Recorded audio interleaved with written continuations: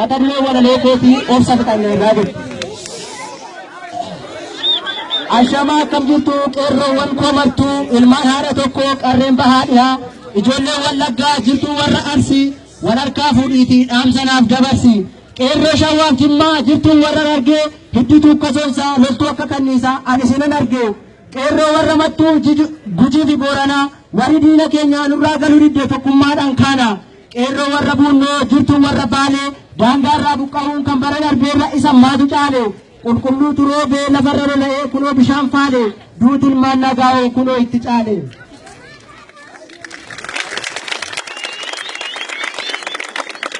Kanaan booda garuu obsa fixanneerra ola deemtuu tokkees wareega laanneerra. Kanaan booda rafnu cirreerra firaashii nuyyuu dhaqnee lollaa nuuf kennaa kilaashii. Maaloo yaa lammaa koo maaloo yaa biyyi utuu sin jirtanii.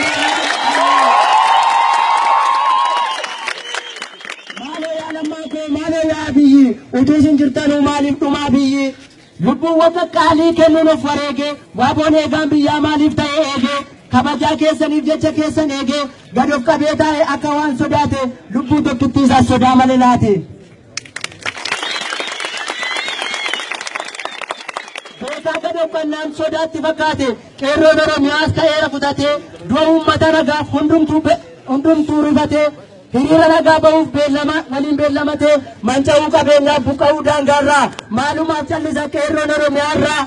Hiriira nagaa ba'uun ammas falan ta'u kilaashii barbaanna isa fala ta'u.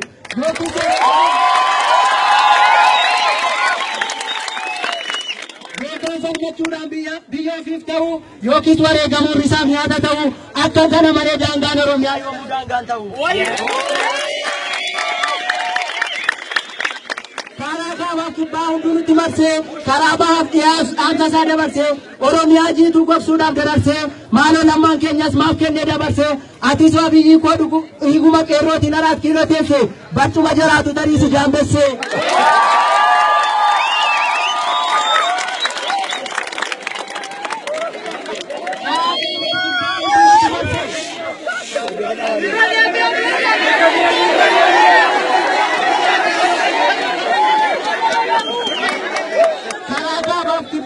Karaa bahaaf dhiyaas dhaamsasaa dabarsee Oromiyaa jiituu gogsuudhaaf dadarsee atis maaloo lammaan keenyas maaf kennee dabarsee atis biyyi koo dhiiguma qeerrootiin araat kiiloo teesse barcuma jaraatu dariisu jaambessee.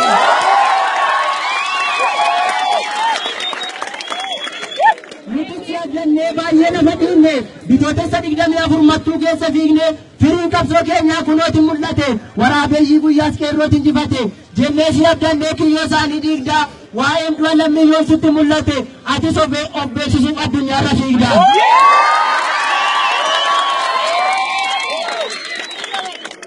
Maaloo maaliif nyaattee imaanaa barata jechuun hawaasni hunduu baay'ee si komata. Atis gaanfuree koo erga achi geesse duree gara laaftaa maaltu si jabeesse.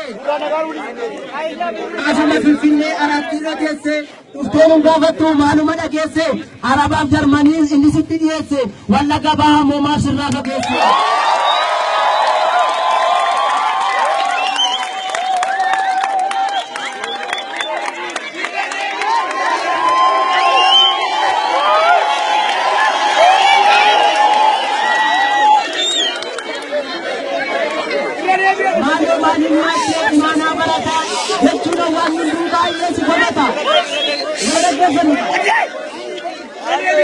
Maaloo maaliif nyaattee imaanaa barata jechuun waan hunduu baay'ee si komata.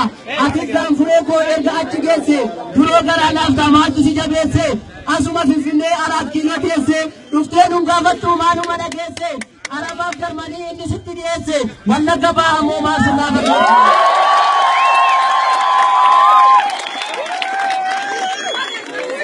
Maqaan qotiyyoo koo inni guddaan qullaa warri Beenishaangul warri deemtu qullaa hunduma barsiifnee akkaataa jireenyaa aadaan Oromootaa addunyaaf fakkeenya.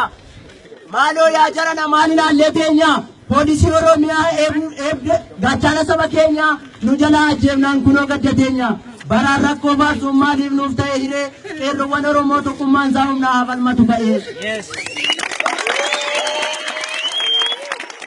Bineensi bosonaa inni gaafa guddaa maqaan isaa gabarsa baay'ee si jaallannee baay'ee si abdanne lammaan mama garsaa Atis yaa korma koo poolisii Oromiyaaf meeshaa meeqa laattee rasaasa 30 mudhii isaatti hidhatee diina dura deema qawwee gonfatee inni nuuf qophaa'e matireesii bitate. Sagalee uummataa yaa OBN ko kayetan ibsadhaa eegaanis komii koo dhiigni goota Oromoo dhangala'ee hundeesse du'a simmanyii yoo torban tokko deesse ulullee afuufee uummata boonsise.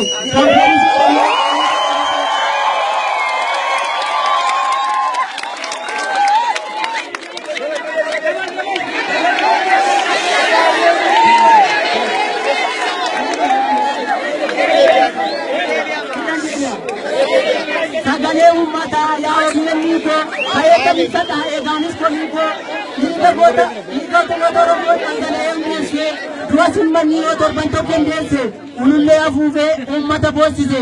Kan poolisii Oromiyaa eenyutu dhowwisiise? Ilaalee alamaa dhiifama nuuf godhi akkamitti gaddine afooto nuun jedhi nuti sun rakkanne akkam gooneefsinaa maatii adda facaa'ee fi mimmaan cobsinaa waadaa goota kuma akkamittiin diigna. Oromiyaa bal'oo dachee magariitu warra diimaas baattee gurraachan jibbitu daangaan ishees addadha dhiigaan sararame lafee goota hordamee ittiin ijaarame akkamittiin galti daangaa gumsaa morodaa eeboon baakoo fuudhee qoma isheettan hordaa.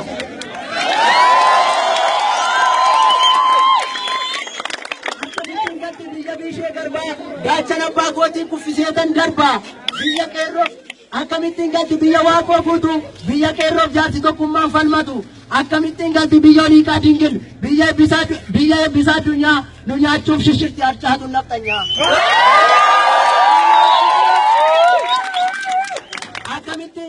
Akkamittiin galti biyya adamsaa iddoo warri qullaa deemtu warri mana godoo akkamittiin galti biyya taasifamee.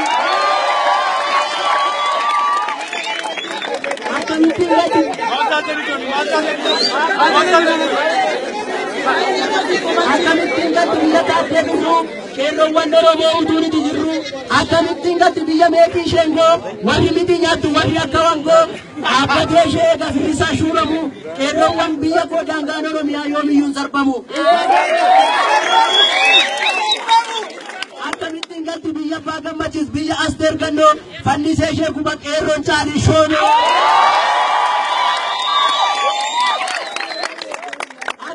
Darbee callisneen ilaallu daangaa gabachiifna kaa qeerroo hidhu gootummaan beekamtu takka harkan laalle diina biyyaa baasuuf tokkummaadhaan kaane qeerroon inni shawaa kan inni wallaggaa dhaabbachuuti qabaduuti gara daangaa.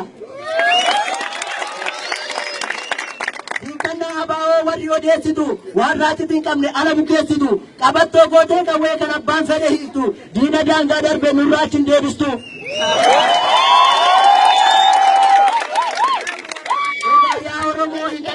Bishaan gabateerraa duuti daangaa irraaf saamichi qabeenyaa kunoo jabaateera. Hiree mataa keetii hunduu murteeffadhu biyya kee Oromiyaa diin harkaa deeffadhu lubbuu tokkoon qabdu biyya keetiif laadhu. Boqqolloon qorraa miti sobee qorraa fakkaata Oromoon gowwaa miti sobee gowwaa fakkaata. Nagaaf kaanaan nagaadhaa ituu dhiigu callisa. Dubbiif kaanaan balaadha diigee qullaatti tabbisa. Hidda dhugaaf jaalalaa humnaan hin kukkutinaa bubbultanii gaabbitu Oromoon tuttuqinaa. Stop Oromo Liberation Front disarmament. Injifannoon uummata Oromoof.